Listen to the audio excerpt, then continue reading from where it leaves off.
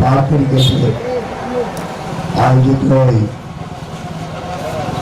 বইমেলা।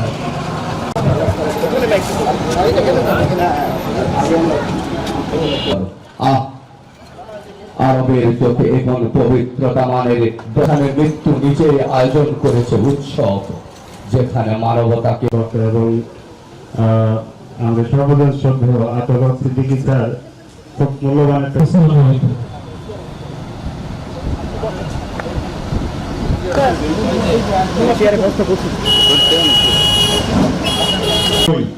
এখানে প্রদর্শিত হচ্ছে।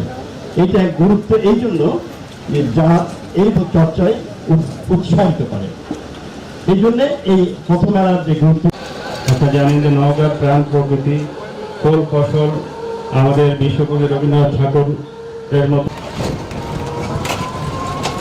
অসংখ্য ধন্যবাদ জানাব তাইফুর রহমান।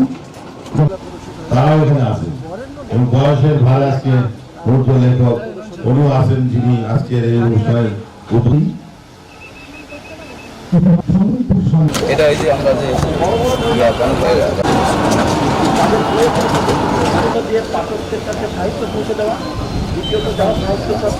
করতে পারি বা করা যায়, এই বিষয়টি আলোকপাত করার জন্য আমরা বক্তব্য